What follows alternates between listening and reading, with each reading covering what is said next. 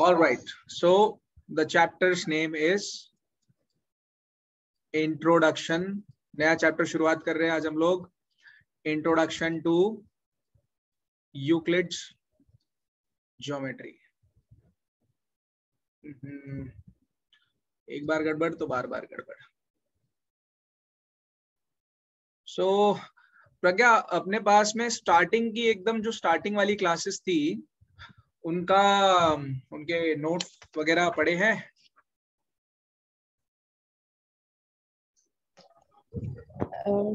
Notes बनाए ना, अच्छे वाले नोट्स बनाए स्टार्टिंग से, जो हमने केमिस्ट्री में पढ़ा था, is matter around us pure, और वो वाले चैप्टर्स जो किए थे हमने, रैशनल नंबर्स वगैरह.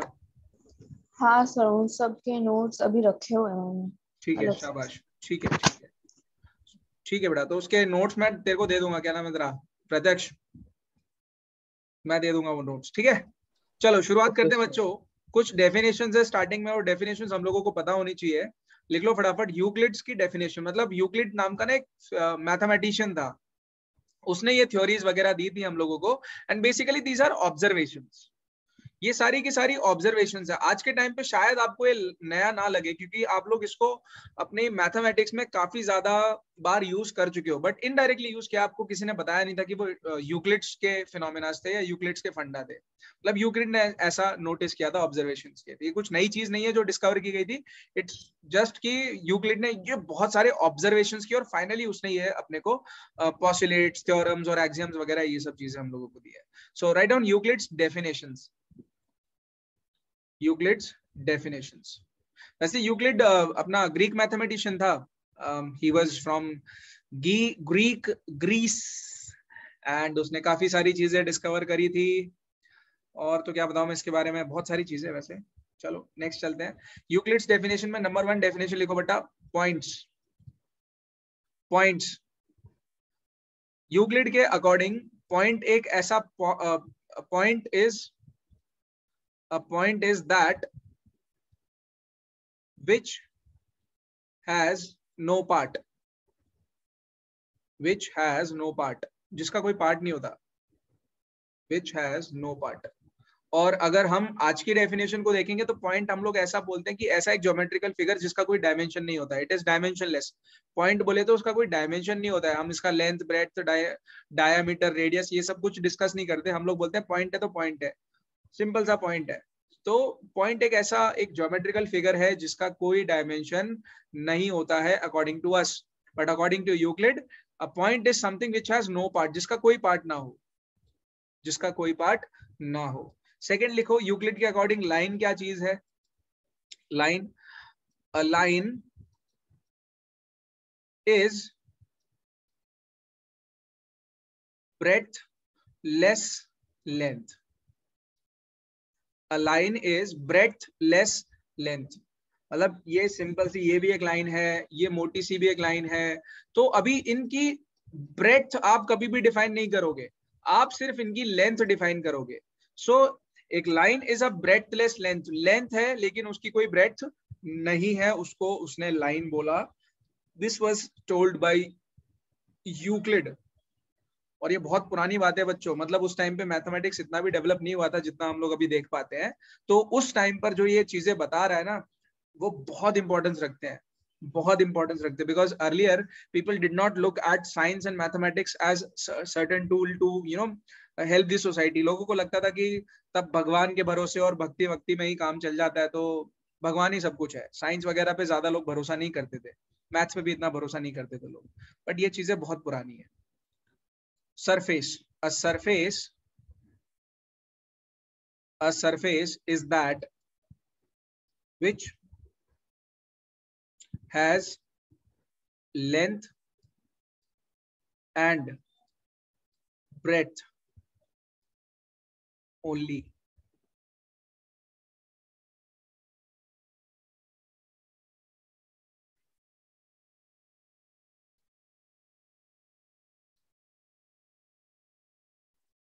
Length and breadth only. Pen में कुछ गड़बड़ है क्या? 2 मिनट ठहरना भाई.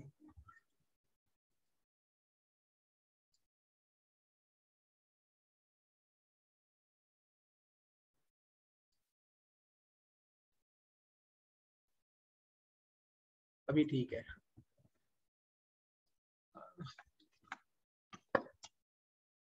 ठीक है, फोर्थ लिखो, write down fourth, ends of a line, line का end, the ends of a line are points, the ends of a line are points. पांचवा डेफिनेशन लिखो बच्चों, एंड्स या एजेस, एंड्स नहीं edges, edges of a surface, surface के जो edge होंगे obviously वो लाइंस होंगे, the edges of a surface are lines. मतलब ये कोई सरफेस है यार, कोई प्लेन सा सरफेस है, अभी इसके जो एजेस होंगे वो ऑब्वियसली लाइन होंगे, और अगर मैं किसी लाइन की बात करूंगा इसके and point obviously they will be points. ये चीज वो यूक्लिड बोल रहा है, और ये क्वाइट ऑब्वियस चीजें हैं। मतलब आप लोग बोलोगे यार ये क्यों बोला उसने, but these were the definitions जो बहुत सारे लोगों को उस टाइम पे नहीं पता थी, एंड पीपल वर कोई स्ट्रक्चर्ड काम नहीं हुआ था तब तक, सिस्टमैटिक वे में किसी ने कोई चीज बोली नहीं थी, तो यूक्लिड ने बोल दिया और लोगों ने उसको मान लिया, और सच बात बोली उसने, गलत तो बोला नहीं कुछ भी इसमें। सिक्स्थ लिखो डेफिनेशन बच्चों, स्ट्रेट लाइन, स्ट्रेट लाइन लिखो इसमें बेटा, अ स्ट्रेट लाइन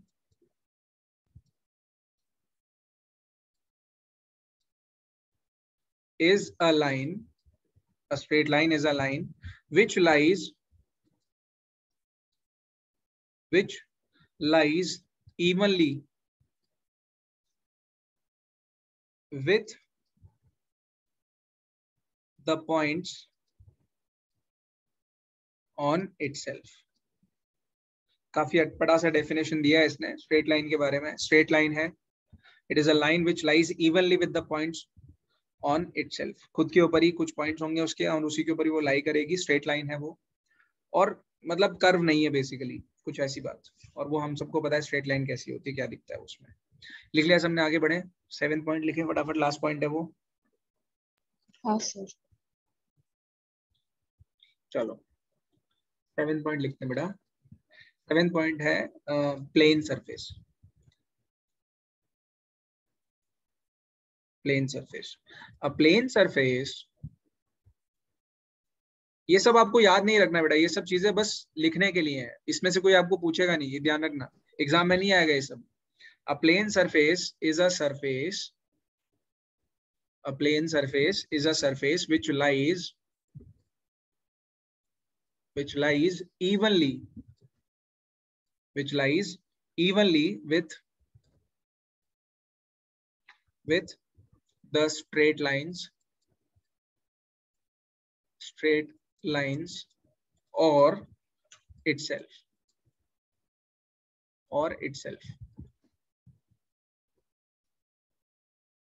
सर। हाँ बेटा। सर पोस्टुलेट्स तो सर याद करने पड़ेंगे। हाँ वो तो करने पड़ेंगे, यूक्लिड्स पोस्टुलेट्स वो याद होने चाहिए आपको। Yes sir. ये सब चीजें जरूरी नहीं है, वो चीजें याद होनी चाहिए। चलो नेक्स्ट लिखो बेटा, स्टार लगा के ना लिखो आप लोग, स्टेटमेंट। मतलब ये वर्ड है स्टेटमेंट, जो हमको पता होना चाहिए। स्टेटमेंट क्या होता है? इट इज अ सेंटेंस, कोई एक सिंपल सा सेंटेंस होगा जिसको आप जज कर सकते हो, जिसको पता कर सकते हो कि वो ट्रू है कि फॉल्स है। A sentence which can be judged if it is true or false is called a statement। उसको हम लोग स्टेटमेंट बोलते हैं। एग्जांपल देता हूं मैं, जैसे कि आप लोगों को किसी ने बोला कि sum of all the angles of a triangle is how much? 180 degree. 180 degree. अब ये एक सेंटेंस है, this is a simple sentence, और इस सेंटेंस को हम लोग चेक कर सकते हैं कि ये ट्रू है या फॉल्स है। इसकी वैलिडिटी चेक की जा सकती है, इसको आप जज कर सकते हो कि हाँ सर ये गलत है कि सही है। अगर ऐसे सेंटेंस को हम लोग चेक कर सकते हैं, जज कर सकते हैं, तो वो सेंटेंस बोले जाते हैं स्टेटमेंट, उनको हम लोग स्टेटमेंट्स बोलते हैं। और मतलब नॉर्मल सा अगर स्टेटमेंट का एग्जांपल लें हम लोग, तो स्टेटमेंट्स वगैरह ये पुलिस स्टेशन में बहुत चलता है ना, कि कोई विक्टिम है या फिर लेट्स से कोई कन्विक्ट है, किसी ने पाप किया है, तो पुलिस उसका स्टेटमेंट लेती है, सेंटेंस नहीं लेती, स्टेटमेंट लेती है। मतलब उससे लिखवाएगी कि भाई तुमको क्या लगता है क्राइम कैसे हुआ, या क्या तुमने किया, या तुम्हारी क्या गलती थी, या फिर तुम कहाँ पर थे, ऐसे सो एंड सो सेंटेंसेस वो उससे लिखवाएगी और वो स्टेटमेंट कहलाएंगे। क्योंकि फिर पुलिस बाद में उसको वेरीफाई कर सकती है, क्रॉस वेरीफाई कर सकती है कि वो जो सेंटेंस उसने बोला है क्या वो ट्रू है कि फॉल्स है, उसको वेरीफाई किया जा सके। ऐसे सेंटेंसेस को हम लोग स्टेटमेंट बोलेंगे। Make sense? Yes sir. चलो नेक्स्ट चलते हैं बच्चों। शाबाश, गुड। पल्ले बड़ा बेटा प्रत्यक्ष। Yes sir. चलो लिखो, नेक्स्ट हैशटैग मारो और लिखो उसके अंदर Euclid's axioms. Euclid's axioms, Euclid's axioms. उसमें एक्सियम्स क्या होते हैं पहले उसका डेफिनेशन लिख लो। एक्सियम्स क्या होते हैं पहले उसका डेफिनेशन लिख लो, फिर उसके बाद में हम लोग यूक्लिड के एक्सियम्स को पढ़ने वाले हैं। बेटा एक्सियम्स का मतलब होता है ऐसे फैक्ट्स, मतलब ऐसे एकदम जबरदस्त फैक्ट्स जो हम लोग मैथमेटिक्स में यूज करते हैं, जो कि ऑब्वियस है, उसको हम लोग प्रूव नहीं करेंगे, वो है तो है, हम उसको एज इट इज ले लेंगे। जैसे कि एक फैक्ट है, यूनिवर्सल ट्रूथ है कि सन है तो है भाई, मतलब ऐसा तो नहीं है कि कोई बोलेगा नहीं सन नहीं है, सन तो है, वो हमको दिखता भी है। I mean we can, sun rises in the east. Yes, sun rises in the east and sets in the west, ये है तो है, मतलब इसको कोई प्रूफ नहीं चाहिए, इसका कोई प्रूफ नहीं कर सकते हम लोग। आई मीन वो चीजें फैक्ट है, उसको हम लोग फर्दर कहीं और यूज कर सकते हैं किसी दूसरे स्टेटमेंट में प्रूफ करने के लिए, है ना, कि अगर दिन या रात होती है तो वो क्यों होती है, बिकॉज सन की वजह से होती है। Sun rises in the east and sun sets in the west. तो आपने वो स्टेटमेंट पकड़ा, वो एक्सियम पकड़ा कि सन ईस्ट में राइज करेगा, वेस्ट में सनसेट हो जाएगा, और फिर उसकी हेल्प से आपने बोला कि हाँ इसकी वजह से दिन और रात होते हैं। बात समझ में आ रही है सबको गाइस? हाँ सर। तो द अजम्पशंस आप लिख सकते हो उसको, द अजम्पशंस। हाँ, हालांकि हम लोग जो एक्सियम्स की बात कर रहे हैं वो मैथमेटिक्स के टर्म्स में बात करेंगे, हम लोग नॉर्मल एक्सियम्स की बात नहीं कर रहे हैं। The assumptions used throughout in mathematics which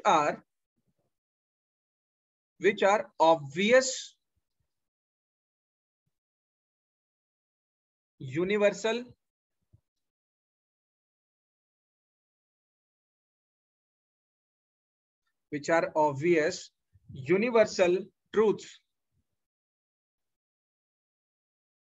are termed as axioms। उनको हम लोग axioms बोलते हैं। एग्जांपल लिखवाता हूं मैं आप लोगों को कि यूक्लिड ने क्या क्या axioms दिए थे, और ये ट्रू है बच्चों, दीज आर ऑल ट्रू। इसको प्रूफ करने मत बैठना, क्योंकि इसका प्रूफ नहीं करेंगे हम इसको यूज करेंगे फर्दर किसी और चीज के अंदर। एक्सियम्स का प्रूफ नहीं निकालेंगे, इसको बस हमें एज इट इज मानना है कि हाँ ये जो उसने बोला है वो ट्रू है। और ये जो एग्जाम्स में लिखवाऊंगा आपको खुद पता चल जाएगा कि हाँ सर ये सब चीजें तो ट्रू है, मैथमेटिक्स में ऐसा तो होता ही है, ये तो कॉमन सेंस वाली बात है। लिख लिया बच्चों? हाँ सर। यस। चलो आगे बढ़ते हैं। शाबाश, कोई डाउट तो नहीं यहाँ तक? No sir. चलो देखो, एक्सियम नंबर 1, पहला एक्सियम जो यूक्लिड ने बोला वो ये था, things which are equal to the same thing are equal to one another, are equal to one another. Example लेते हैं बच्चों, जैसे कि अगर बोल रहा है वो a इज इक्वल टू सी है एंड वो बोल रहा है कि b इज इक्वल टू सी है, तो आप बोल सकते हो कि सर इसका मतलब तो ये होना चाहिए ना कि a is equal to b है, बोल सकते हैं हम लोग ऐसा? भाई अगर ए Yes, सी sir. के बराबर है, बी भी सी के बराबर है, दोनों सी के बराबर है, दैट मींस ए और बी दोनों को इक्वल होना पड़ेगा। सो यही चीज उसने बोली है, this is the first axiom. और यार इसमें क्या प्रूफ करने बैठोगे आप, मतलब इसका कोई प्रूफ करोगे आप लोग? नहीं, इसको हम लोग यूज करेंगे कहीं पर, इसका प्रूफ नहीं करेंगे, हम लोग इसको यूज करेंगे।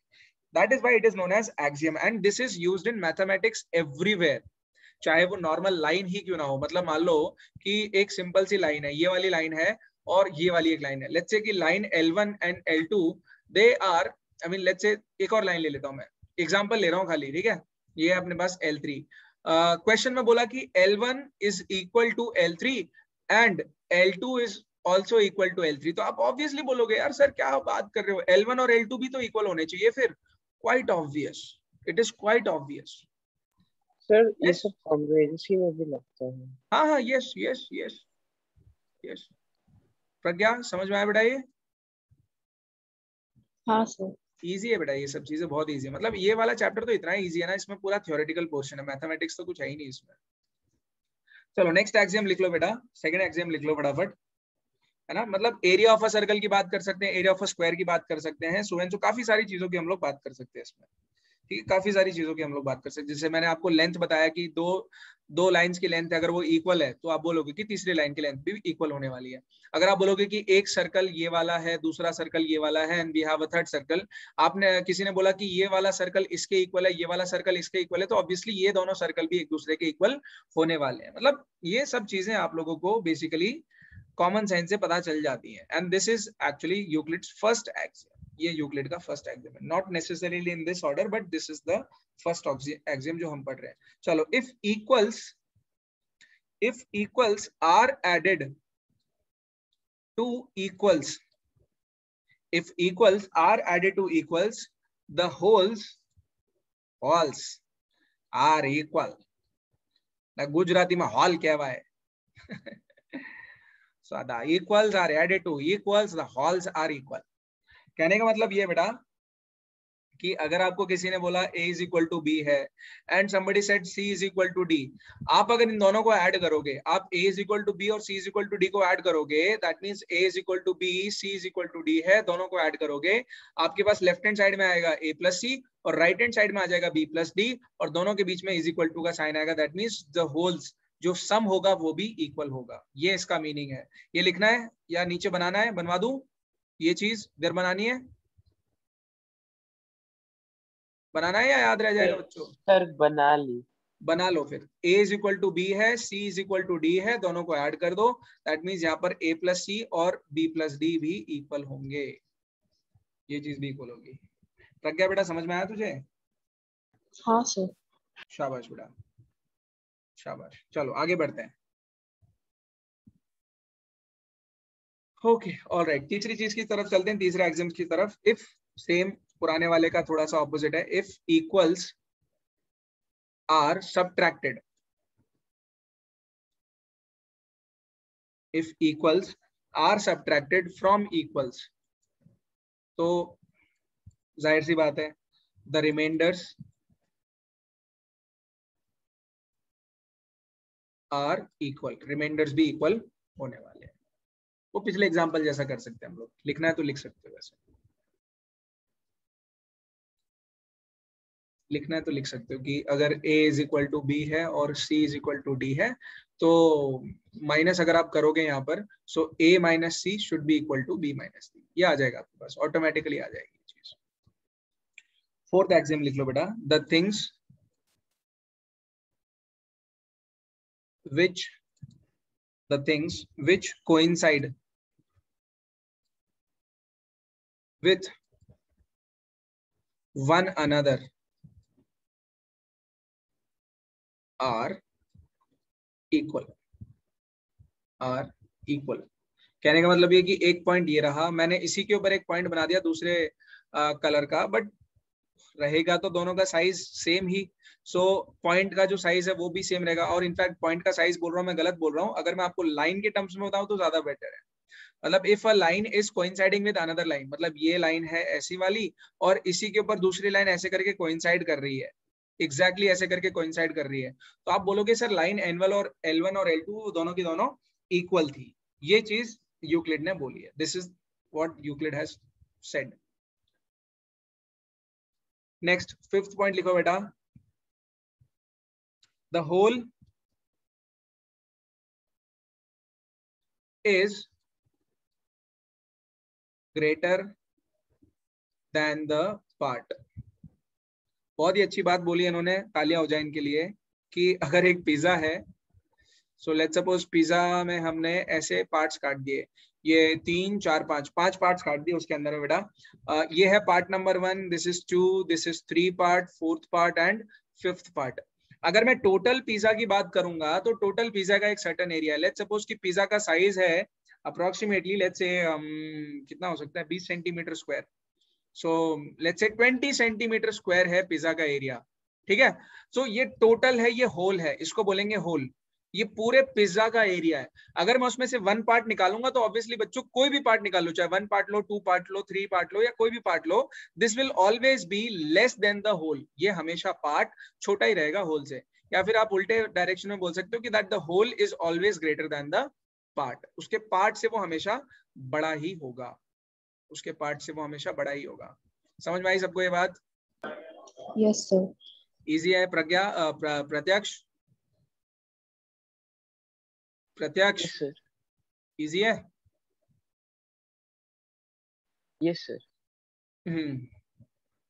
ठीक है. एग्जाम्पल ले सकते हैं इसके हम लोग, जैसे if a is greater than b, अगर a b से बड़ा है, then there exists c such that a is equal to b plus c. मतलब a ना वो पूरा पार्ट है, वो मतलब not part, it is the whole. a is the whole and b and c these are the parts. b and c these are the parts. therefore आप बोल सकते हो always that a is greater than b. हमेशा a b से बड़ा ही होगा because b is a part of a. c is also, let's suppose, part of a. so a will always be greater than b and a will also be greater than c. a will also be greater than c. next चलते हैं, आगे बढ़ते हैं. sixth point.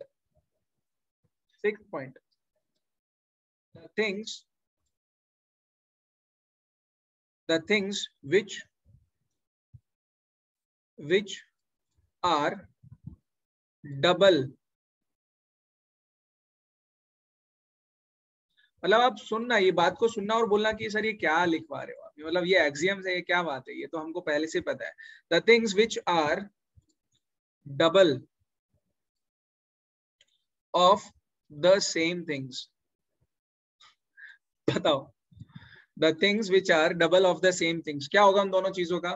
मतलब मान लो a है 2c के बराबर और b है 2c के बराबर. आप मुझे बता सकते हो a और b के बीच में क्या रिलेशन हो सकता है?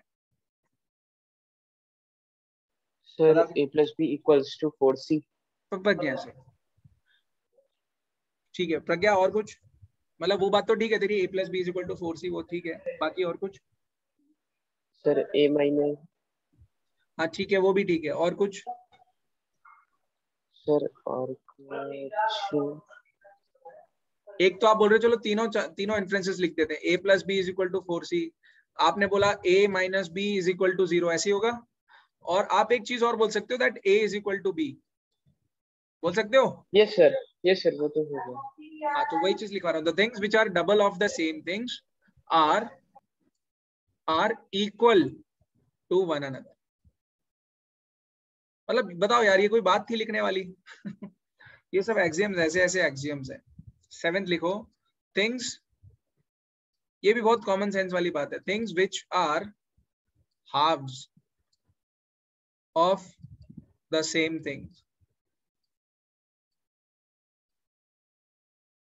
are equal to one another. equal to one another. लिख लो सब, फटाफट लिख लो. पॉस्टुलेट्स की तरफ चलते हैं फिर.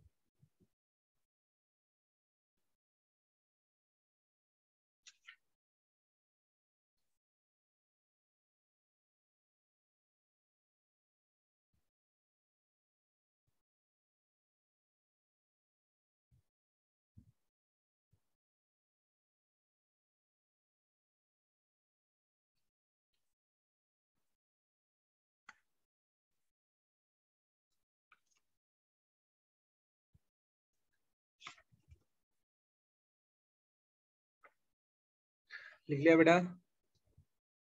हाँ सर। Yes sir. चलो समझ में आया ना, इजी इजी एक्सियम्स थे। नेक्स्ट लिखते हैं बेटा यूक्लिड्स पोस्टुलेट्स। Euclid's postulates. चलो पहले तो देख लेते हैं पोस्टुलेट्स क्या होते हैं। चलो लिखो पहले द अजम्पशंस। मतलब कहा जाए ना तो ये एक्सियम्स और पोस्टुलेट्स दोनों भाई हैं। Both of them are sort of brothers, couples हैं वो। कपल्स नहीं बोलेंगे, भाई भाई बोल सकते हैं हम। जैसे एक्सियम जो है वो पोस्टुलेट का भाई है इन द सेंस कि हम लोग एक्सियम्स को यूज करेंगे मैथमेटिक्स में कहीं पर भी, और जो पोस्टुलेट्स है वो सिर्फ और सिर्फ ज्योमेट्री में यूज करेंगे। मतलब वो भी मैथमेटिक्स में यूज होगा बट वो सिर्फ और सिर्फ ज्योमेट्री में यूज करेंगे, बाकी और किसी जगह पर यूज नहीं करने वाले। सो जो ज्योमेट्री में यूज आए ऐसे टाइप के स्टेटमेंट्स को हम लोग पोस्टुलेट्स बोलेंगे, और मतलब यूनिवर्सल फैक्ट्स, सॉरी। और जो जो ज्योमेट्री के अलावा बाकी सारी चीजों में यूज आए उसको हम लोग एक्सियम्स बोलेंगे। एक्सियम्स बोलेंगे। लिख लो पोस्टुलेट्स के बारे में। The assumptions, the assumptions specific to geometry, specific to geometry। मतलब ये चीजें सिर्फ और सिर्फ आपको ज्योमेट्री में देखने को मिलेंगी। which are again which are obvious, universal truths are termed as postulates, are termed as postulates। Clear हुआ ये? Yes sir. Yes sir. चलो बच्चों तो लिखना शुरू करें। पोस्टुलेट नंबर 1, अ स्ट्रेट लाइन। इसमें सिर्फ और सिर्फ हम लोग ज्योमेट्री की बात करेंगे। अ straight line may be drawn, a straight line may be drawn from any one point to any other point। any other point मतलब दो पॉइंट्स के बीच में आप लोग एक स्ट्रेट लाइन ड्रॉ कर सकते हो। You require minimum of 2 points to draw a line. ये पोस्टुलेट है, this is the postulate and this is the first postulate of Euclid. Euclid का पहला पोस्टुलेट है। दूसरा पोस्टुलेट लिखो बच्चा। बेटा ये सब ऑर्डर में नहीं है, मतलब एग्जैक्ट ऑर्डर नहीं है ये, और ऑर्डर वैसे भी कुछ मायने नहीं रखता इस चीज के अंदर। देखो नेक्स्ट, अ टर्मिनेटेड लाइन। जो लाइन सेगमेंट हम लोग जिसको बोलते हैं टर्मिनेटेड लाइन, इन्फिनिट लाइन नहीं, टर्मिनेटेड मतलब जिस लाइन सेगमेंट, बेसिकली हमको उसकी लेंथ पता है, इतनी लेंथ है इस लाइन की, तो उसकी बात कर रहे हैं हम लोग। अ टर्मिनेटेड लाइन, ब्रैकेट में लिख लो, that is a line segment, that is a line segment can be produced indefinitely। अब ये बताओ, ये कोई चीज लिखने वाली है, आप बताना। indefinitely on either side। मतलब ये लाइन सेगमेंट है, अगर ये उसकी एंड एज ए है, this is the edge B, और लेट्स से अभी इसका प्रेजेंट लेंथ है 5 सेंटीमीटर, सो ये लाइन सेगमेंट बन गया। This is a terminated line.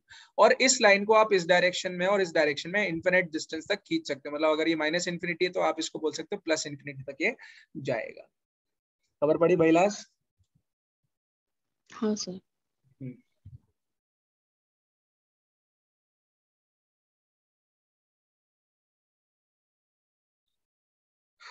By the way YouTube channel को तुमने किया है सब्सक्राइब? नहीं किया अभी तक?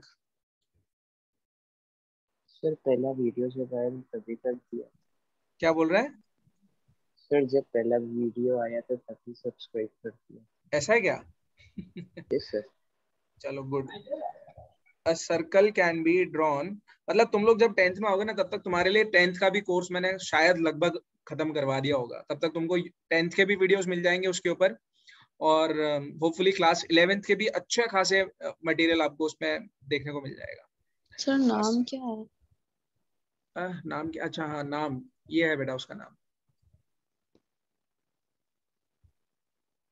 Okay sir. ठीक है,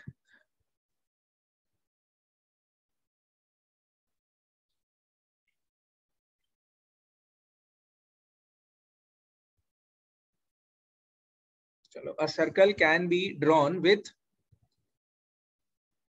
any centre and any radius. ये कोई बात है? ये कोई बात है बताओ? हम लोग कोई भी सेंटर लेके और कोई भी रेडियस लेके एक सर्कल तो ड्रॉ कर सकते हैं।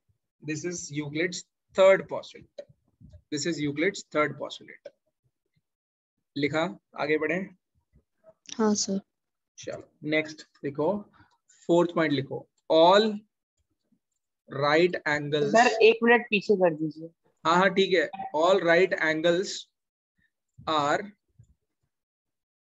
Equal to one another, equal to one another. पहले ये लिख ले फिर पीछे वाला लिख लेना। सर लो देख लिखिए। लो, लो देख लो।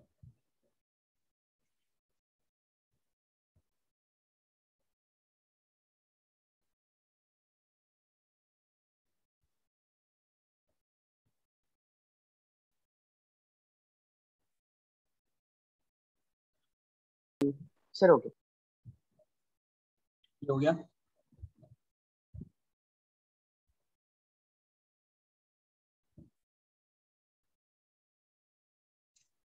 हो गया बेटा? Fifth yes sir. पॉस्टुलेट लिखो, लास्ट पॉस्टुलेट है और काफी इंपॉर्टेंट पॉस्टुलेट है। यूक्लिड ने 5 पॉस्टुलेट दिए थे, उसमें से फिफ्थ वाला काफी इंपॉर्टेंट पॉस्टुलेट हो जाता है। लिखो, इफ अ स्ट्रेट लाइन, मतलब सबसे बढ़िया पॉस्टुलेट ये फिफ्थ पॉस्टुलेट ही है। If a straight line falling on two straight lines, two straight lines makes the interior angles, makes the interior angles, मतलब ये कुछ ऐसी लाइन हो रही है बेटा कि ऐसे करके और ऐसे करके 2 लाइंस हैं और यहाँ पे बीच में एक तीसरी लाइन है, ऐसा करके हम लोग कुछ सर ऐसी बात करें। जैसे हाँ कोलिनियर पेयर। हाँ, वैसा वैसा। बट ये कोलिनियर नहीं है, इसमें ये लाइंस इंटरसेक्ट होने वाली बात है इसमें। Okay sir. चलो ठीक है, क्या लिखा हमने? If a straight line falling on two straight lines makes the interior angles on the same side, on the same side of it taken together, taken together less than two right angles, two right angles बोले तो 180 degree, less than two right angles, then two straight lines if produced, sentence बहुत बड़ा है लेकिन meaning बहुत छोटा है इसका। If produced indefinitely, indefinitely meet on that side on which the angles are, on which the angles are less than two right angles, two right angles. कहने का मतलब ये बच्चों कि अगर आपके पास में एक लाइन है L1, इसको ड्रॉ कर लेना, ये काम आएगा आपको। दूसरी लाइन है L2 और आई मीन इसके ऊपर एक और लाइन हम लोग खींच सकते हैं, दिस इज लाइन L3। ठीक है बेटा?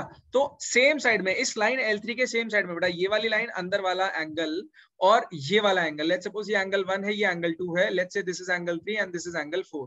सो 1 और 2 को जब आप ऐड करो, angle 1 plus angle 2, if this is less than 180 degree, तो होगा क्या, जिस साइड में एंगल का 180 डिग्री से लेस आ रहा है, इन लाइंस को अगर आप एक्स्ट्रापोलेट करोगे मतलब आप बहुत दूर तक इनको खींच दोगे तो क्या होगा, ये दोनों लाइंस कहीं ना कहीं जाकर मीट करने वाली है, दे विल ऑब्वियसली मीट। और वो किस डायरेक्शन में मीट करेंगी, जहां पर एंगल का सम लेस देन 180 डिग्री है, जहां पर एंगल का सम लेस देन 180 डिग्री है। बात समझ में आ रही सबको? Yes sir. ये दूसरी साइड में मीट नहीं करेंगी, L1 L2 इधर पे मीट नहीं करेंगी, ये मीट करेंगी लेफ्ट हैंड साइड में, बिकॉज लेफ्ट हैंड साइड में इंटीरियर एंगल्स का सम लेस देन 180 डिग्री है, लेस देन 180 डिग्री है। राइट हैंड साइड में आप लिख सकते हो angle 3 plus angle 4 is greater than 180 degree, is greater than 180 degree. लिख लिया सब? नहीं है? आपको याद है मैंने लाइंस एंड एंगल्स जो चैप्टर पढ़ाया था आप लोगों को, चैप्टर नंबर 6, उसके अंदर हम लोगों ने ट्रांसवर्सल की बात करी थी। हाँ ये सर। सर जो टू पैरेलल लाइंस के बीच में थर्ड लाइन होते हैं। यस यस, पैरेलल लाइंस और वो वाली बात है। तो उसमें भी बेटा अगर वो लाइंस पैरेलल होंगी तो दोनों साइड का सम 180 डिग्री आएगा। मतलब कहने का मतलब ये है, अगर दो लाइंस पैरेलल है, ये वाली लाइन और ये वाली लाइन पैरेलल है, ट्रांसवर्सल कैसा भी ड्रॉ कर लो, इसका सम और इसका सम 180 डिग्री आएगा, और इसका सम और इसका सम भी 180 डिग्री आएगा। दैट मींस ये दोनों लाइंस कभी भी इंटरसेक्ट करने वाली नहीं है। अगर हाँ मैं लाइन एक ऐसी खींच देता हूँ और ये वाली लाइन को ले लेता हूँ, तो ये वाला सम और ये वाला सम हमेशा 180 डिग्री से लेस आएगा। दैट मींस इस साइड में ये दोनों लाइंस मीट करने वाली है, दीज लाइंस विल मीट। ये है यूक्लिड का फिफ्थ पोस्टुलेट, जिससे बच्चे घबराते हैं, but it is very very easy as you can see. बहुत सिंपल सा था, बहुत ही प्यारा सा था, कोई दिक्कत वाली बात ही नहीं थी इसके अंदर। ऑलराइट गाइस, सो आज के क्लास में हम लोग इसको इतना ही रखेंगे। इसको नेक्स्ट क्लास में पूरा चैप्टर कंप्लीट कर देंगे, और थोड़े बहुत क्वेश्चंस है वो क्वेश्चंस खत्म करके हम लोग इस चैप्टर को क्लोज करने वाले हैं। पूरा थ्योरेटिकल चैप्टर है, कुछ इसमें मैथमेटिक्स हम लोगों को लगानी नहीं है, दिमाग इसमें लगाना ही नहीं है, सोचना नहीं है। जो भी एक्सियम्स और पोस्टुलेट्स मैंने आपको आज पढ़ाए हैं उसको रिवाइज कर लो, और कल हम लोग एज इट इज उसको यूज करेंगे। Make sense? Yes sir. चलो ऑलराइट देन, तो कल मिलते हैं बच्चों, टाइम से आ जाना आप लोग, सेम टाइम पे। ठीक है, alright guys, thank you so much, bye bye, take care.